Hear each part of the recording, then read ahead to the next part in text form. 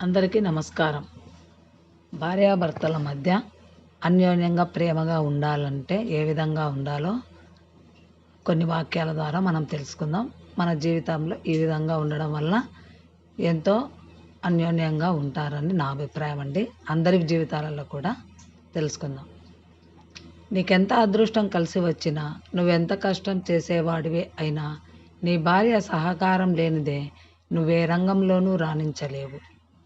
తన భర్త ఆదాయం ఖర్చులను గమనిస్తూ తనకు సంబంధించిన ఖర్చులను తగ్గించుకునే భార్య నిజంగా ఓ వరమే. అర్థం చేసుకునే భార్య దొరికితే అడుక్కు తినేవాడు కూడా హాయిగా జీవిస్తాడు. అదే అహంకారి అయిన భార్య దొరికితే అంబానీ అయిన సన్యాసంలో కలవాల్సిందే.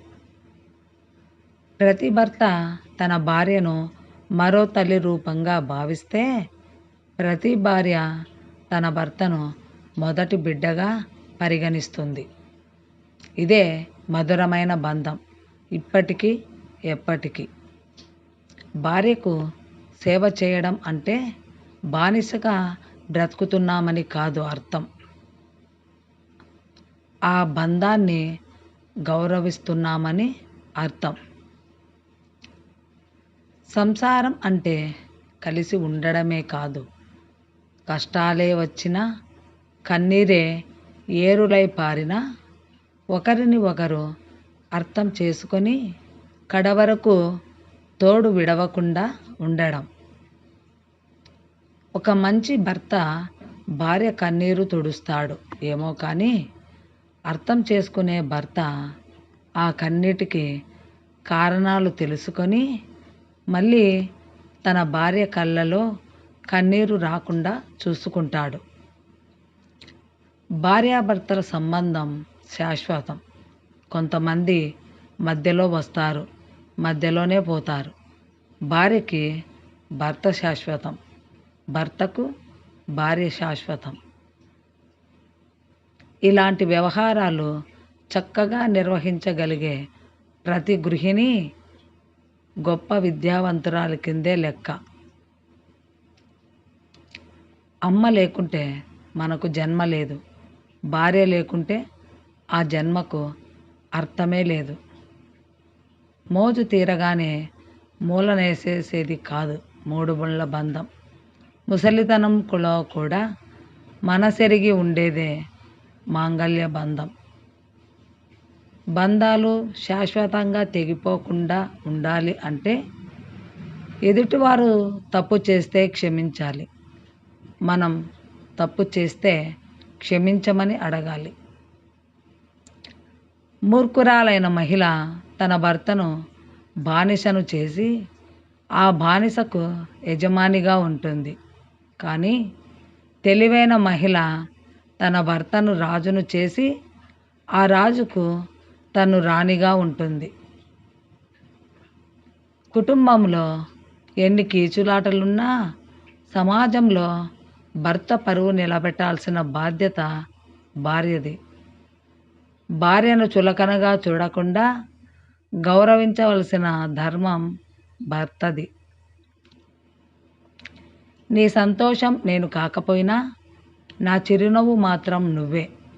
నీ ఆలోచన నేను కాకపోయినా నా ప్రతి జ్ఞాపకం నువ్వే. ప్రేమ అనేది చాలా విలువైనది. దాన్ని వివాహం అనే అద్దాల బీరువాలో పెట్టుకుంటేనే అది రాణిస్తుంది.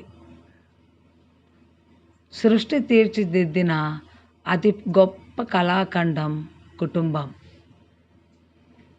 గొడవ పడకుండా ఉండే బంధం కన్నా ఎంత గొడవ పడినా విడిపోకుండా ఉండే బంధం దొరకడం ఒక గొప్ప వరం. పెళ్ళి అనేది అందమైన పూలవనం లాంటిది. ఆ వనంలో మనం నాటే చెట్లు అందమైన పువ్వులనిస్తాయి. వివాహ వార్షికోత్సవం అంటే ప్రేమ, విశ్వాసం, భాగస్వామ్యం, సహనం, ఓర్పుల సంగమాన్ని పండుగ చేసుకోవడమే. నేలకు జారిన తారకలై ముత్యాల తలంబ్రాలు ఇద్దరి తలుపును ముద్దగా తడిపెను తుంటరి జలకాలు. సప్తపది 7 అడుగులు. మొదటి అడుగు అన్న వృద్ధికి, రెండవ అడుగు బలవృద్ధికి, మూడవ అడుగు ధనవృద్ధికి, నాలుగవ అడుగు సుఖవృద్ధికి, ఐదవ అడుగు ప్రజాపాలనకి, ఆరవ అడుగు దాంపత్య జీవితానికి, ఏడవ అడుగు సంతాన సమృద్ధికి. కోరుకున్న ఇంతి నేడు నీ సతి, నేడు పట్టుకున్న ఆమె చెయ్యి విడువకు ఎన్నటికీ. వివాహాన్ని సుఖమయం చేసుకోవడానికి మీరెంత పొందికగా ఉన్నారనేదే కాదు, పొందిక లేని విషయాలను మీరెలా సర్దుకుంటున్నారనేదే ముఖ్యం. కలిమిలేములతో కలిసిన మనుషులతో కలివిడిగా మసులుకో, కలకాలం సుఖ సంతోషాలు పంచుకో. బంధం అన్నది అందమైన పుస్తకం లాంటిది. పొరపాటు అనేది అందులో ఒక పేజీ మాత్రమే. ఆ ఒక్క పొరపాటు జరిగితే సవరించాలి కానీ మొత్తం పుస్తకాన్ని చించివేయకూడదు. మగవాడు గాలిపటం, అందని ఎత్తులకు ఎదగడం తెలుసు కానీ తనను తాను నియంత్రించుకోవడం తెలీదు. ఆడది దారం, అతడికి ఆధారం. ఆమెకు వెన్నంటి ప్రోత్సహించడం తెలుసు కానీ ప్రతిభను 10 మందికి ప్రదర్శించడం తెలీదు.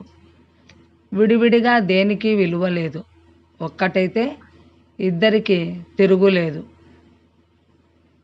భర్తకు భార్య బలం కావాలి, బలహీనత కాకూడదు. భార్యకి భర్త భరోసా కావాలి, భారం కాకూడదు. భార్యాభర్తల బంధం అన్యోన్యం కావాలి, అయోమయం కాకూడదు. మనసులోని ప్రేమని, బాధని కళ్ళల్లో చూసి చెప్పకుండానే గుర్తించగలిగిన వ్యక్తి భాగస్వామిగా దొరికితే అంతకు మించిన అదృష్టం మరొకటి ఉండదు. అందాన్ని చూసి పెళ్లి చేసుకోవడం అంటే ఇంటికి వేసిన రంగులు చూసి ఇల్లు కొనుక్కోవడమే. పెళ్ళి అంటే ఈడు జోడు, తోడు నీడ, కష్టం సుఖం గురించి కాదు. ఇద్దరూ ఐక్యమైపోయి తమని ఉద్ధరించుకునే ఒక మంచి అవకాశం. ప్రతి అమ్మాయికి చదువుకున్న భర్త రావడం సహజం కానీ తన మనసుగా చదివిన భర్త రావడం అదృష్టం. ఫ్రెండ్స్, ఈ వాక్యాలు కనుక మీకు నచ్చితే ఒక లైక్ చేయండి. అందరికీ నమస్కారం. ప్రతి ఒక్కరి జీవితం ఈ విధంగానే ఉండాలని ఆశిస్తున్నాను.